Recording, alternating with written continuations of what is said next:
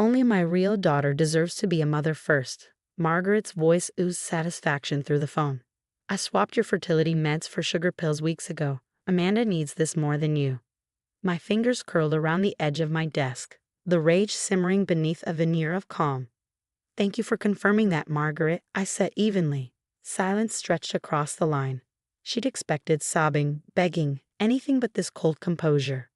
My name is Olivia Chen. I'm 32 years old, and I just received verbal confirmation that my mother-in-law had deliberately sabotaged my IVF treatment. Also, her biological daughter could become a mother first. What Margaret didn't know was that I'd already discovered her treachery 3 weeks ago. What do you mean? She asked, her smugness beginning to fray. Nothing, I said smoothly. I have to go. Dr. Roberts is expecting me. I ended the call before she could speak again. Dr. Roberts wasn't just my fertility specialist. She was the one who'd helped me unravel everything. The inconsistencies in my medication, the strange shape of the tablets, the altered coding. I'm a pharmaceutical researcher. I don't miss details like that. When the first round of IVF failed despite textbook perfect conditions, something didn't sit right, so I installed a discreet camera in my home office, where I kept my medication. That footage showed Margaret using her spare key, one James insisted she keep for emergencies, to sneak in, replace my prescriptions, and smile as she worked. This is criminal, Dr. Roberts had said, jaw tight as she watched the footage.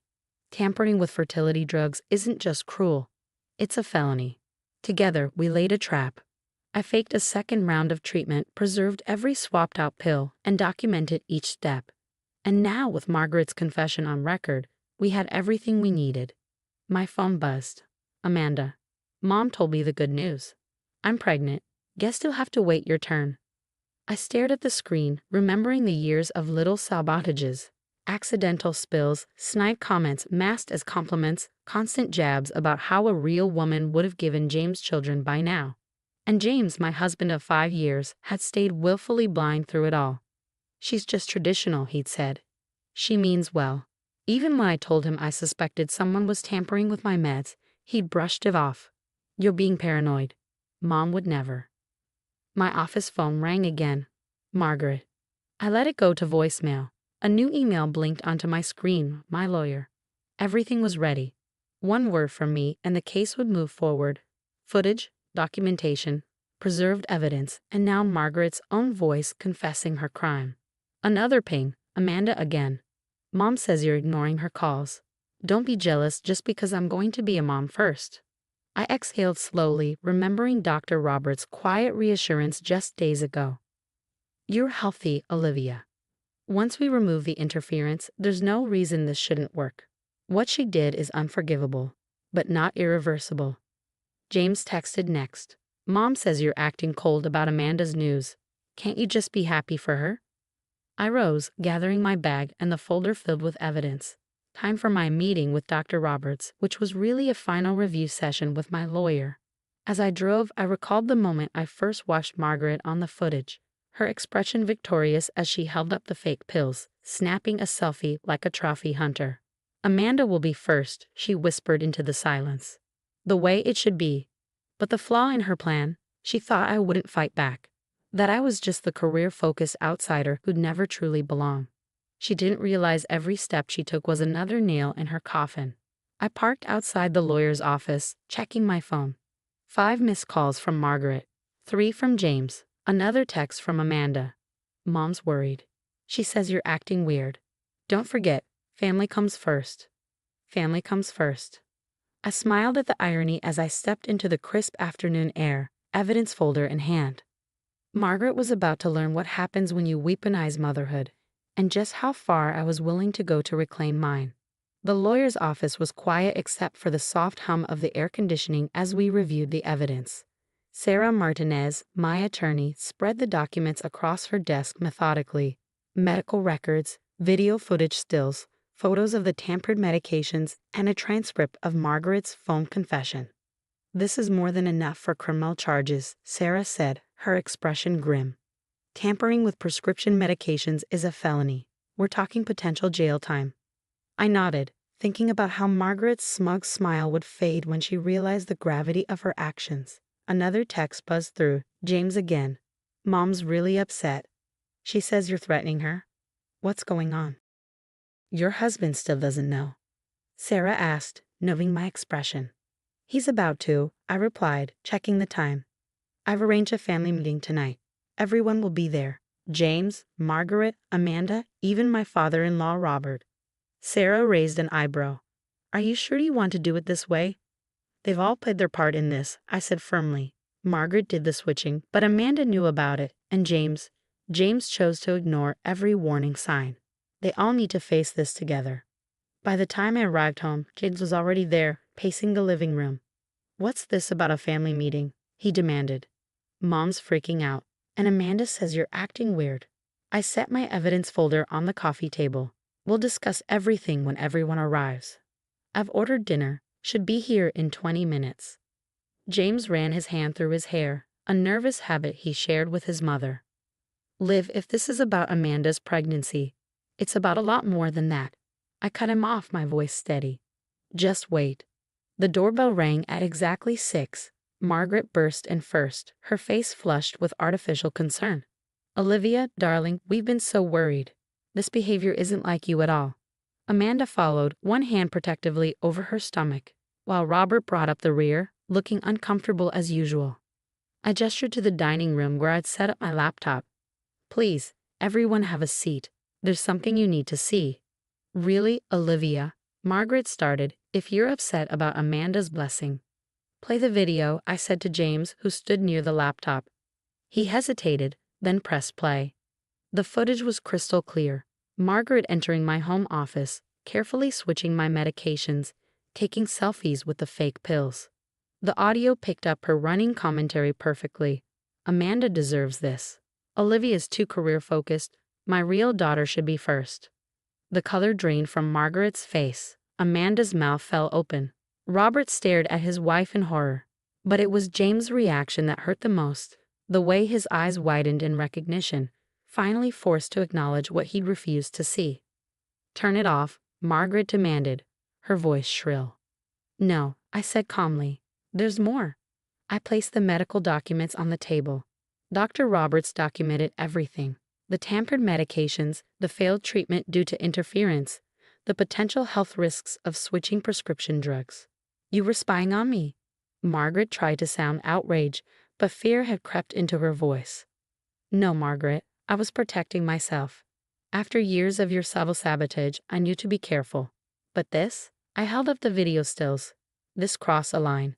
You interfered with medical treatment. You tampered with prescription medications. You potentially put my health at risk. Mom, Amanda's voice was small. You said those were just vitamins you were switching. I turned to my sister-in-law. You knew? Amanda's silence was answer enough. James stood up abruptly, his chair scraping against the floor. How could you? He asked his mother, his voice cracking. How could you do this to my wife? Margaret's facade finally cracked. I did it for Amanda. She deserves to be a mother first. Olivia's not even family. She's just some career woman Who what? I interrupted. Who loved your son.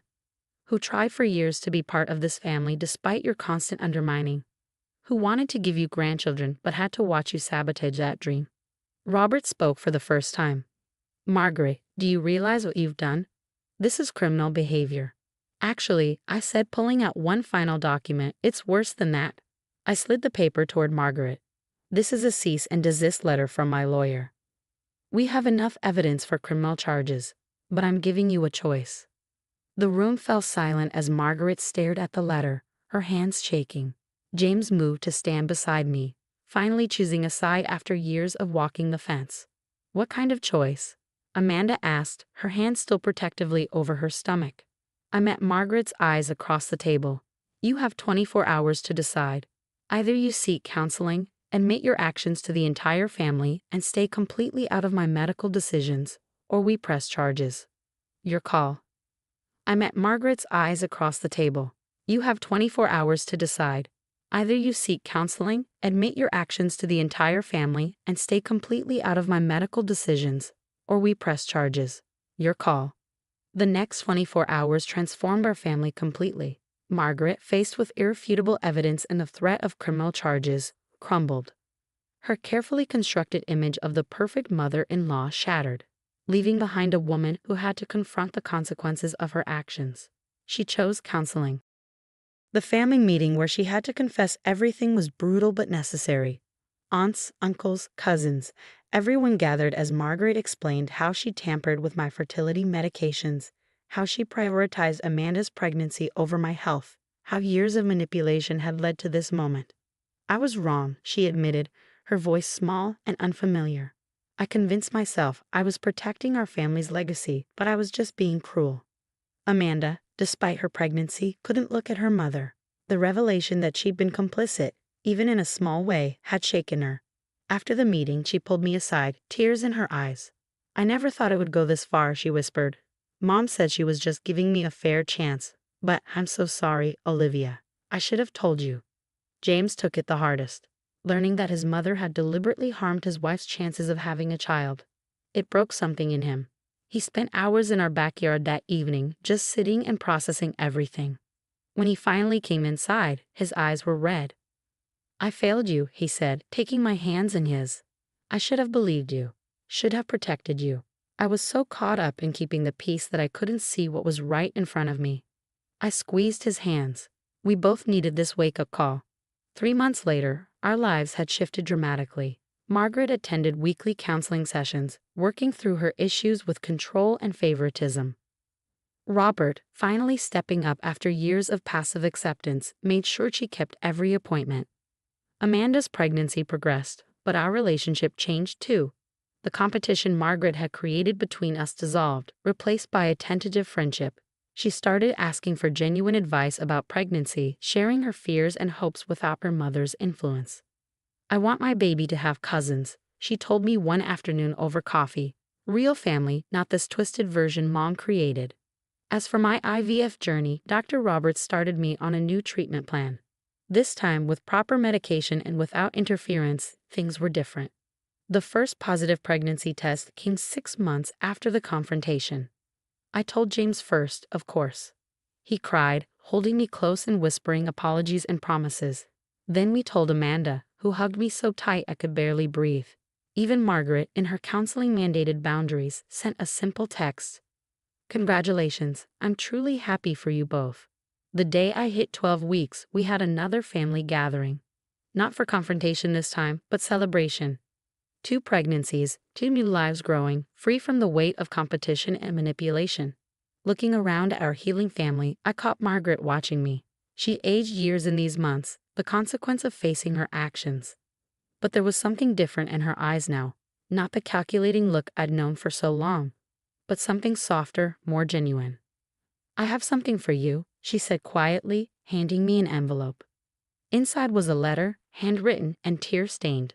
An apology, not just for the medication tampering, but for every slight, every manipulation, every moment she'd made me feel less than. At the bottom was a promise, witnessed by her therapist, to respect our boundaries and seek help when her controlling urges surfaced. "I want to be part of their lives," she said, glancing at my stomach, "but I know I have to earn that right." James wrapped his arm around me, protective in a way he'd learned to be. "One day at a time, Mom," he said. "One day at a time." As I placed my hand over my growing bump, I realized that sometimes the greatest victories come not from destroying our enemies, but from transforming them. Margaret's attempt to sabotage my happiness had backfired, creating instead a stronger family, one built on truth and accountability rather than manipulation and favoritism. Amanda and I now share the same due date month. 2 cousins who will grow up together, free from the toxic competition that almost destroyed us. And Margaret? She's learning, slowly but surely, that family isn't about control or favoritism. It's about love, support, and sometimes the courage to face our own worst selves. James kissed my temple, his hand joining mine over our growing miracle. "You know what, Liv? Your strength didn't just give us a baby. It gave us all a second chance." Looking around at our healing family, I couldn't help but agree. Sometimes the best revenge isn't punishment, it's growth. And we were all finally growing together.